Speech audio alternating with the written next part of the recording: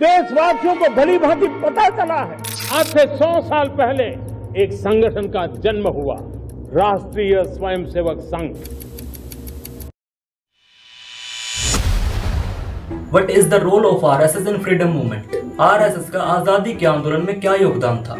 अगर हम 1921 और 1931 को छोड़ दें, जिसमें भी सिर्फ एडगेवार ही जेल गए थे और वो भी कांग्रेस के मूवमेंट में, तो इसके सिवा हमें कोई ऐसा और आंदोलन, कोई और ऐसी एक्टिविटी देखने को नहीं मिलती जिसमें आरएसएस या आरएसएस का कोई भी सदस्य जेल गया हो या अंग्रेजों के खिलाफ खड़ा हुआ हो। और एज एन ऑर्गेनाइजेशन आरएसएस ने कभी भी एंटी ब्रिटिश एक्टिविटी में शामिल होना सही नहीं समझा।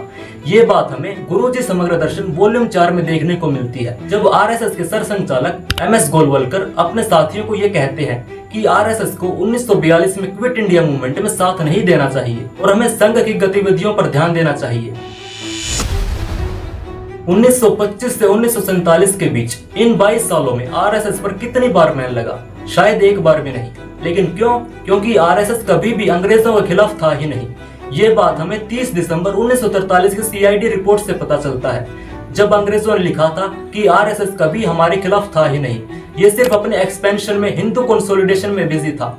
और दूसरी तरफ जब हम देखते हैं एचएसआरए, जिससे शहीद भगत सिंह, चंद्रशेखर आजाद, अशफाक उल्लाह खान, राजेंद्र लहरी, राम प्रसाद बिस्मिल जुड़े हुए थे, और कांग्रेस पर भी 1932 और 1942 में बैन लगे थे, लेकिन आरएसएस पर नहीं।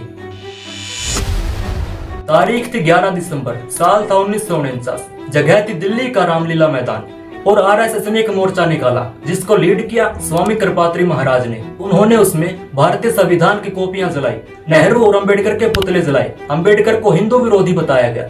डॉक्टर अंबेडकर को यह तक कहा गया कि एक अछूत को कोई अधिकार नहीं है कि वो भारत के लिए कानून बना सके। अंबेडकर को ऐसी ऐसी बातें कही गई, और आज ये बात करते हैं कि कांग्रेस ने डॉक्टर भीमराव अंबेडकर का अपमान किया था।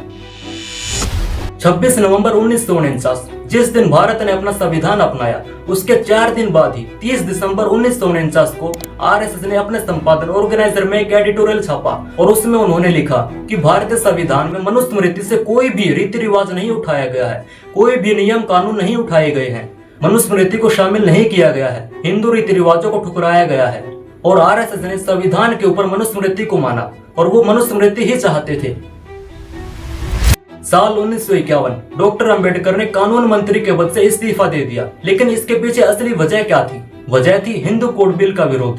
हालांकि कांग्रेस के भी कुछ हिंदूवादी सदस्य इसके खिलाफ थे, लेकिन आरएसएस और हिंदू महासभा ने इसका स्ट्रांगली अपोज किया। अंबेडकर को हिंदू विरोधी बताया गया, जिसके वजह से डॉक्टर भीमराव अंबेडकर को रिजाइन करना पड़ा, लेकिन बाद में नेहरू ने ही उनको अलग अलग भागों में पारित किया। तारीख थी 6 दिसंबर, साल था 1992, जगह थी बाबरी मस्जिद, और उसी दिन बाबरी मस्जिद को ढहा दिया गया, और जिसकी वजह से पूरे देश भर में दंगे हुए, और इसमें लगभग 2000 से भी ज्यादा जाने गई। कितनी आयरोनी की बात है कि लोग भगवान का नाम लेकर, भगवान को बचाने के नाम पर एक दूसरे को मार। सुप्रीम कमीशन रिपोर्ट 2009 में ये मेंशन किया गया है कि आरएसएस का प्लानिंग और एग्जीक्यूशन में बहुत बड़ा हाथ था, और इसमें ये साफ साफ मेंशन किया गया है कि एल.के. आडवाणी, अटल बिहारी वाजपेयी, मुरली मनोहर जोशी इसमें शामिल थे। 1947 और 1950 के बाद लगभग 52 सालों तक आरएसएस ने कभी भी नागपुर शाखा के ऊपर तिरंगा झंडा नहीं फहराया, और साल 2002 में भी आरएसएस ने खुद नहीं फहराया था, वो भी 3 युवकों ने फहराया था, और उसके ऊपर भी आरएसएस ने केस कर दिया था। साल 1948 में आरएसएस ने यह बयान जारी किया कि तिरंगा कभी भी हमारा झंडा नहीं हो सकता, कोई भी हिंदू तिरंगे को अपना झंडा नहीं मान सकता। साल 1948, गांधी जी की हत्या के बाद सरदार पटेल ने श्यामा प्रसाद मुखर्जी को एक लेटर लिखा, और उसमें उन्होंने ये बताया कि आरएसएस और हिंदू महासभा दोनों का ही गांधी जी की हत्या में बहुत बड़ा हाथ था। और मुझे ये कहने में जरा भी संकोच नहीं है कि आरएसएस और हिंदू महासभा दोनों ही करंट गवर्नमेंट और स्टेट के खिलाफ काम कर रहे हैं, और दोनों ही देश में अस्थिरता पैदा करने वाले काम कर रहे हैं।